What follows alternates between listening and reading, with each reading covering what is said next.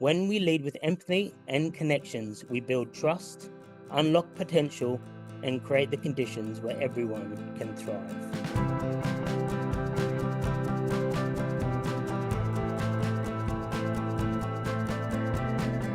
I wanted to share a story about a moment that shifted my leadership approach. A moment where I realized I had made assumptions about someone before I had really taken the time to understand who they were.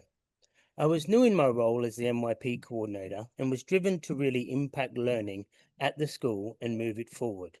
In those early months, I found myself becoming increasingly frustrated with a particular member of staff.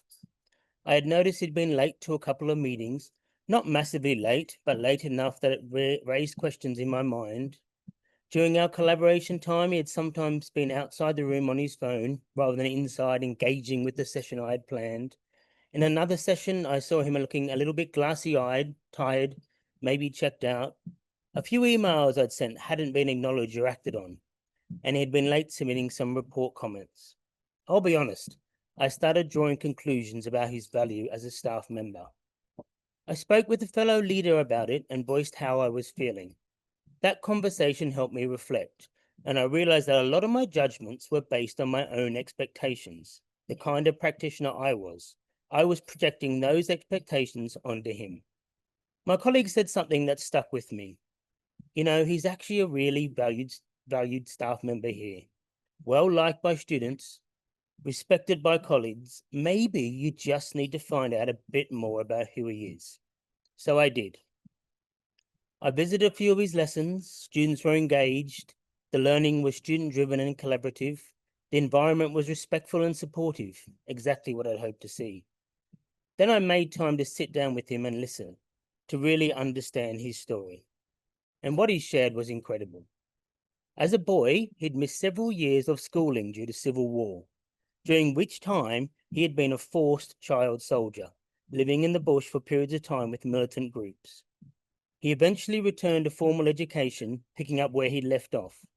He then told me about the unexpected recent loss of his brother and how he was stepping up to support his brother's children, to ensure they were educated and cared for. He spoke about his role in the church, where many people turned to him for advice and support, and he was always available to them. He also told me gently that email wasn't his strong suit. He preferred face-to-face communication where he could better respond and stay on top of things. All of a sudden, the lateness, the tiredness, the missed emails, they didn't feel quite so important anymore. Instead, what came through was a powerful realization.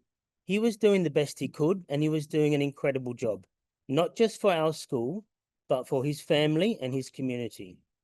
And then it hit me, something we always talk about in education: know your learners. Who are they? What are their strengths? How do they learn best? How do we connect with them, help them feel safe, valued, and supported? And I realized leadership is no different. Yes, we have goals to achieve, but we also have people to support.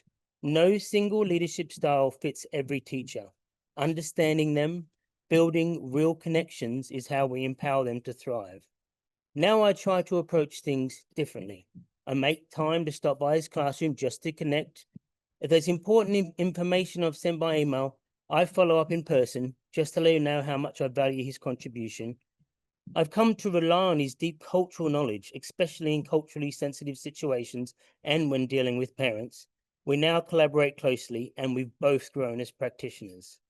Today, he holds leadership roles at the school, contributing to our DEIJ task force and SEL initiatives, which absolutely align with his strengths. Without realizing it, he taught me a very important lesson about leadership. As leaders, we must practice what we expect of our teachers. Know your learners. Take the time to truly understand your staff, who they are, what drives them, and how they work best. Therefore, my pearl is, when we lead with empathy and connections, we build trust, unlock potential, and create the conditions where everyone can thrive.